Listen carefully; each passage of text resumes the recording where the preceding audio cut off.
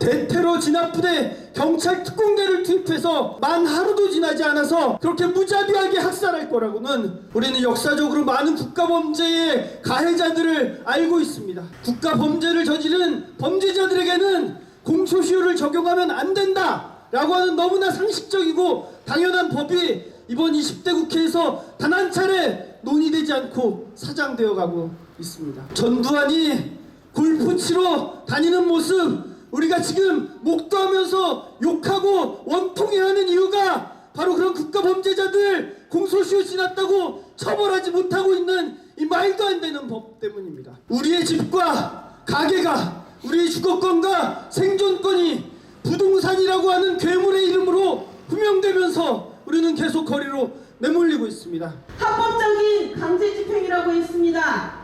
그런데 불법 용역들이 판을 치고 경찰과 어깨를 나란히 하며 밀려서 이곳에 있는 미아 철거민들은 또다시 옥상으로 올라갈 수밖에 없었습니다. 미아 3구역에 살던 주민들은 현재 법으로 보장되어 있는 보상도 제대로 받지 못한 채 앞 동네로 밀려나야 했습니다. 정산이 바뀐다는 세월이 지났는데 참 철거민들의 삶이 왜 이렇게 정말 바뀌지 않는다라는 생각이 듭니다.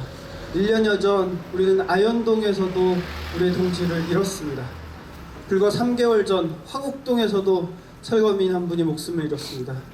지난주에는 안산 선부동에서 또 한 분의 철거민이 목숨을 잃었습니다. 스스로 죽음을 선택했다라고 하는 뉴스들이 나오지만 그들을 누가 죽음으로 내몰았는지는 바로 이 자리에 앉아 계신 우리 철거민 동지들이 너무나 잘 알고 있을 겁니다. 잠깐 여기 미아동 마을을 둘러봤습니다. 안쪽에 빨간 벽돌 마당이 있는 집도 있었고 가난한 사람들이 옹기종기 살았을 것 같은 빌라도 있고 이 앞을 보니까 식당도 있고 약국도 있고 미용실도 있고 당구장도 있고 그렇습니다.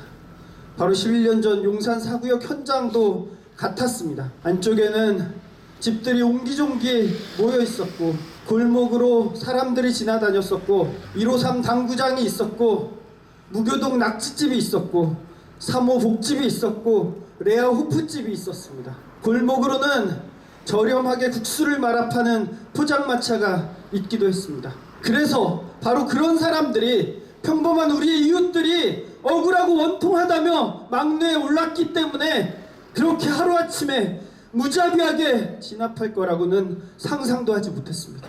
대테러 진압부대 경찰 특공대를 투입해서 만 하루도 지나지 않아서 그렇게 무자비하게 학살할 거라고는 누구도 생각하지 않았습니다.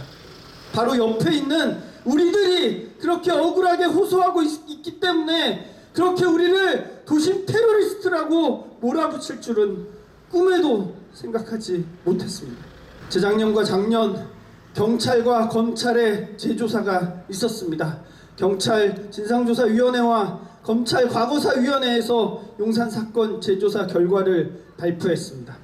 성급하고 무리하게 진압할 만한 내용이 없었다라고 이야기를 합니다. 진압작전이 있기 바로 전날 19일 상황은 오전 한때를 제외하고는 대부분 소강 상태인 평온한 상태였다라고 경찰 스스로 기록에 나타나고 있었습니다. 그럼에도 불구하고 그런 편안한 소강 상태였음에도 불구하고 위험을 과장해서 경찰 특공대를 투입한 철거민 검거에만 혈안이 된 안전을 도외시한 진압이었다는 결론을 경찰과 검찰 조사에서 모두 똑같은 결론을 내렸습니다.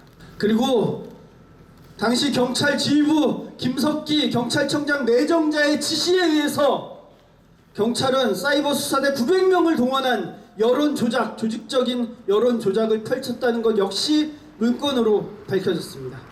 그 문건에는 각 언론사 보도국장들에게 경찰청 간부 중에 학연이나 지연으로 연관된 고위 간부들이 언론사 국장들에게 전화하고 찾아가서 철거민들의 폭력성을 부각하고 경찰들의 입장에서 보도하도록 부탁하고 그것에 대해서 승낙의 답변을 들은 것까지 기록되어 있었습니다. 경찰이 용산을 수사하던 검찰 정병두 검사를 비롯한 그 검찰들에게도 경찰 고위직이 학연 지원으로 연결된 사람들이 연락을 해서 수사 상황들에 대해서 개입한 것 역시 드러났습니다. 또한 검찰 조사에서는 검찰이 이 경찰 조사에 대해서 부실하고 편파적이었다는 것을 밝혀내기도 했습니다. 특히 화재 원인을 밝혀내야 될 현장 동영상 원본을 압수수색했어야 됨에도 불구하고 전혀 압수수색하지 않고 경찰이 알아서 임의로 제출한 CD, 동영상 CD만을 증거로 채택했다. 그래서 이 진실을 제대로 밝히지 않았다는 것 역시 검찰 조사에서도 밝혀졌습니다. 긴박한 상황이 아니었음에도 유가족 동의 없이 강제 부검을 했고 수사 기록을 은폐해서 재판 과정에서도 공정이 받을 수 있는 재판을 방해했다는 것 역시, 그것 때문에 의혹을 키웠다는 것 역시도 검찰 조사에서 밝혀졌습니다. 많은 진실의 조각 중에 어쩌면 작은 한 조각을 경찰 조사와 검찰 조사를 통해서 밝혀냈습니다. 그리고 이것은 경찰과 검찰, 국가가 책임이 있다라는 것을 인정했고 사과를 하기도 했습니다. 경찰총장이 사과했고 이낙연 국무총리가 사과하기도 했었습니다. 그런데 이상합니다. 잘못을 했는데, 사과를 했는데, 그런데 정작 그 잘못한 사람들은 여전히 잘못이 없다라고 주장을 합니다. 여전히 그들은 수사받지 않고 조사받지 않고 있습니다. 검경조사위원회에서 잘못은 있는데, 그리고 위법한 것들이 있었는데 수사를 권고해야 되는데 공소시효가 지났다고 합니다. 경찰의 무리한 진압으로 사람이 죽은 공무집행에 의한 과실치사는 공소시효가 7년에 불과합니다. 용산참사 10년이 지나서 밝힌 진실은 공소시효라는 벽에 부딪혀 책임자들을 처벌하지 못했습니다. 우리는 역사적으로 많은 국가범죄의 가해자들을 알고 있습니다. 그런데 그들이 과거사 사건을 통해서 진상규명이 돼도 아무런 처벌을 받지 못한 것 역시 알고 있습니다. 지금 20대 국회에는 국가범죄에 관한 공소시효 배제 특례법이 발의되어 있기도 합니다. 국가범죄를 저지른 범죄자들에게는 공소시효를 적용하면 안 된다라고 하는 너무나 상식적이고 당연한 법이 고작 20여 명의 국회의원이 서명해서 발의되고 이번 20대 국회에서 단 한 차례 논의되지 않고 사장되어 가고 있습니다. 전두환이 골프 치러 다니는 모습, 우리가 지금 목도하면서 욕하고 원통해하는 이유가 바로 그런 국가범죄자들 공소시효 지났다고 처벌하지 못하고 있는 이 말도 안 되는 법 때문입니다. 우리 이거 바꿔야 되지 않겠습니까?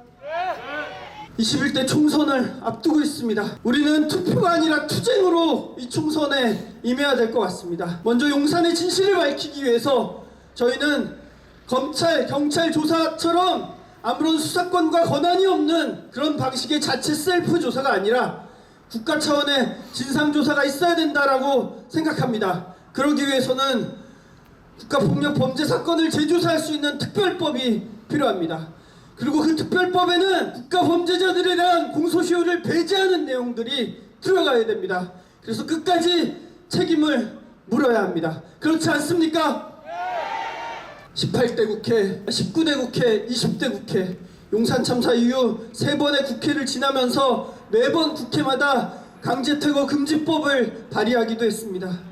다시는 이런 끔찍한 참사 일어나지 않도록 대책을 수립하고 철거하도록 강제퇴거 막자라고 하는 그런 기본법을 제정했고 18대 국회, 19대 국회, 20대 국회마다 발의되었지만 단 한 차례도 제대로 논의되지 못하고 역시 사장되어 가고 있습니다.